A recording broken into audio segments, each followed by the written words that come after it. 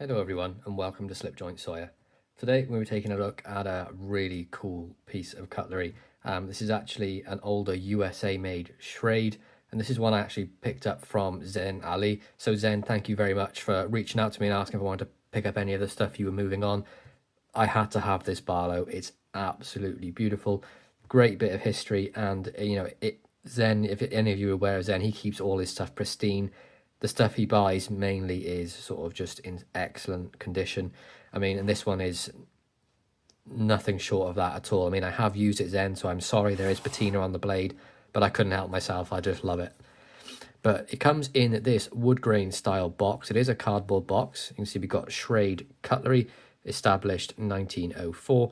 Schrade Cutlery Corp, and it's at Ellerville, New York. And this is Grandad's Barlow. Not a Granddaddy Barlow, Grandad's Barlow.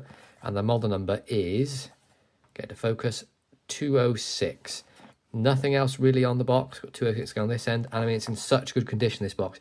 It even came in the original sleeve still to stop that box getting damaged.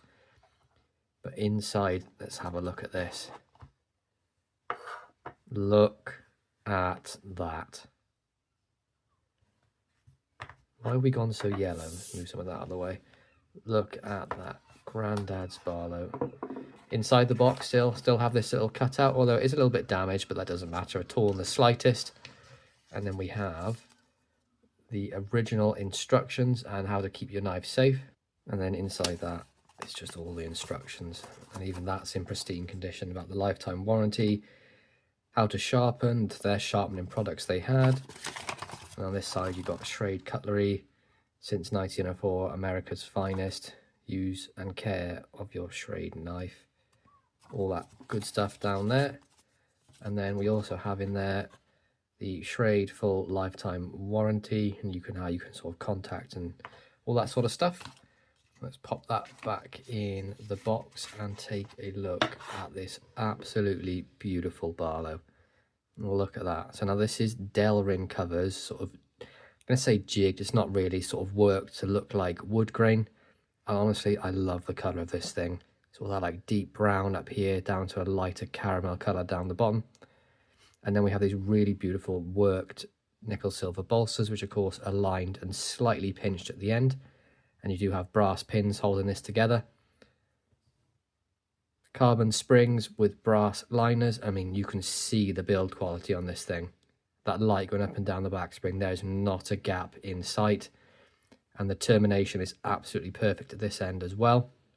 You can see we do have a little bit of blade off centering, but they're not touching in the slightest. I mean, this one's very close, but there's no blade rub. And the pen blade is a bit more centered, but still off. But does it bother me? No. As long as they're not rubbing and chewing up the liners, I couldn't care in the slightest. Again, you can see that beautiful worked bolster on this side as well.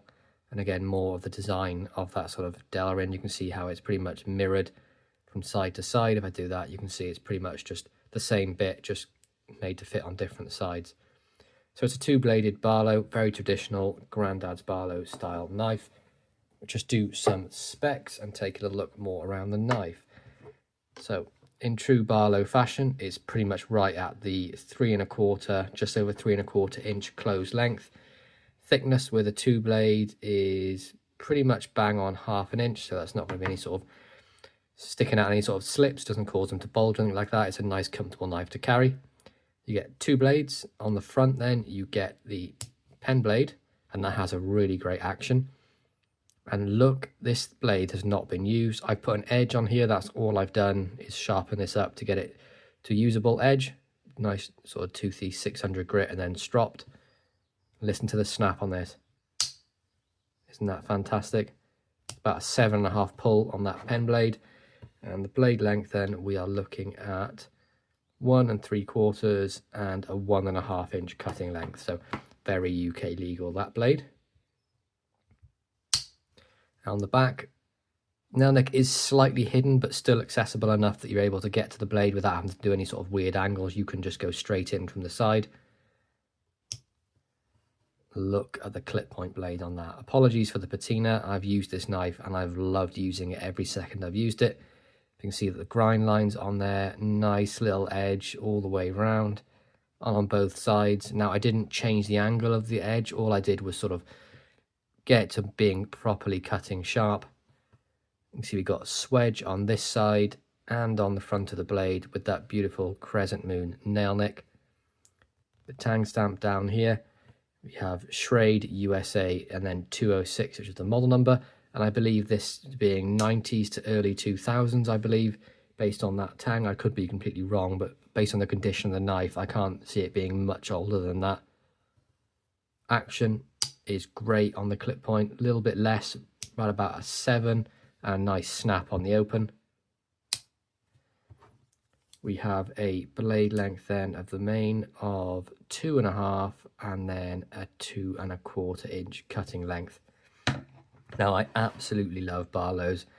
They were never my favourite pattern when I first started collecting knives, and ever since I got the traditional bug, I love a Barlow. It's a proper working man's knife, and they're all pretty much right around the same size, give or take, you know, 1/8 of an inch here or there. But I thought for the rest of the video, we just have a couple of comparisons with some case Barlows, some Barlows made in the UK and around the world. So just grab some of those and we'll take a little comparison. So with our first comparison, we'll do them all closed. We have the Tailor's Eye Witness TW100. You can see in comparison, a little bit larger, a little bit wider towards the base here, and the bolster is pretty much the same size. Blade is not going to be too different either on that one. And we have a George Wolstenholme IXL Barlow. This one is a sheep's foot Barlow. Sorry, is it sheep's? No, sorry, lamb's foot Barlow in buffalo. Bolster size, again, pretty much matching, and the length is pretty much identical on these two, I would say. Yeah, pretty much matching. And then finally, we have a good old case Barlow. This is the lime green barnboard jig, and you can see again the case being pretty much bang on the same size, really.